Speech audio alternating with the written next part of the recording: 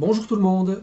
Aujourd'hui, je vais vous montrer comment on peut utiliser le logiciel Photofiltre pour redimensionner en une seule fois toute une série de photos à la place de les faire une par une comme je vous l'ai montré l'autre jour.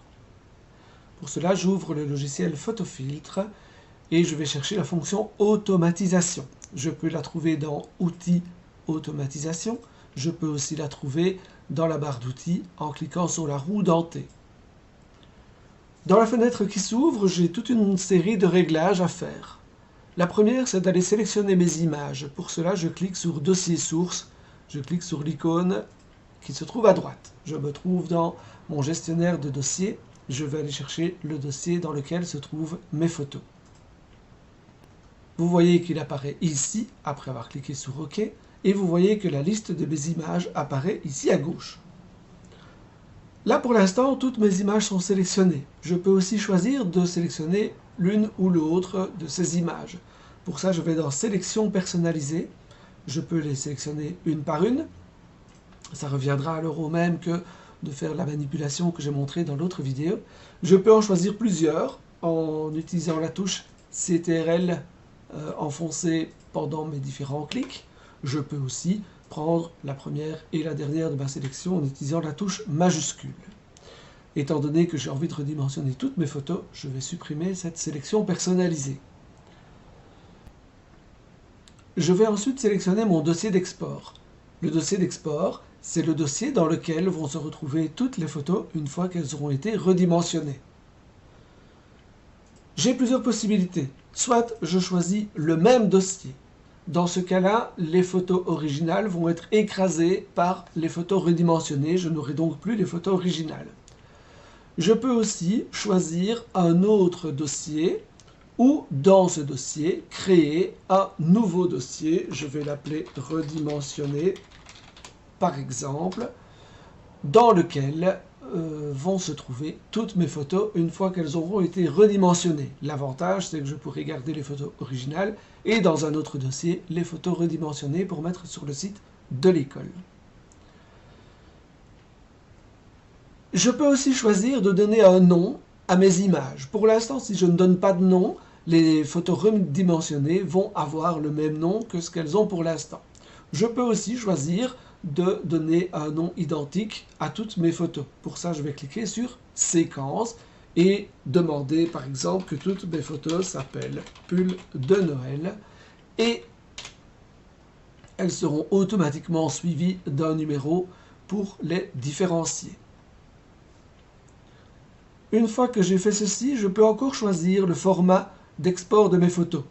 JPEG est le plus courant, mais je peux aussi choisir des BMP, des GIF, des PNG. Ça dépend de ce que je veux, je ne suis pas obligé de changer.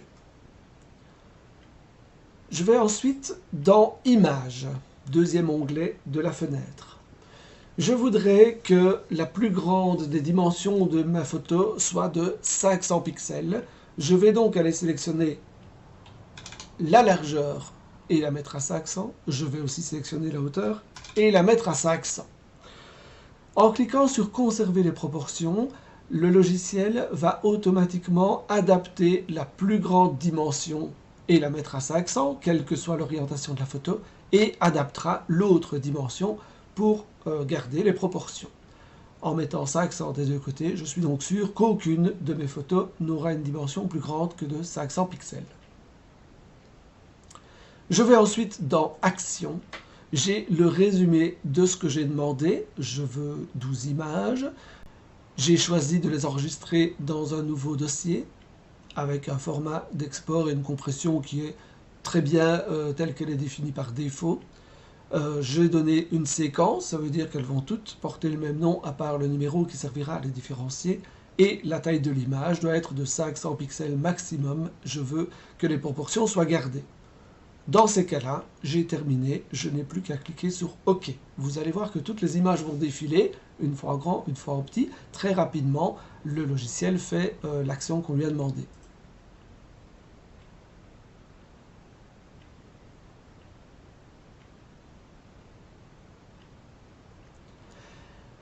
À la fin de cette opération, la dernière photo reste affichée sur l'écran et j'ai le résumé de ce qui a été fait pendant cette action, donc exactement ce que j'avais au départ avec tous les paramètres que j'ai définis, et puis toutes les images qui ont été traitées, et on m'affirme que le traitement a été terminé avec succès. Je peux donc fermer, et je peux maintenant aller voir.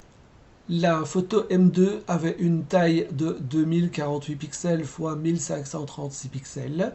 Je peux aller voir dans le dossier redimensionné cette même photo, qui s'appelle maintenant pull de Noël 0001, a une taille de 500 pixels sur 375 pixels. C'est bien les dimensions que j'avais demandé. Et vous voyez que le volume qu'elle utilise sur votre disque est beaucoup moindre aussi. Voilà, vous avez redimensionné toute une série de photos en une seule opération. Vous êtes prêt à en placer encore plus sur le site.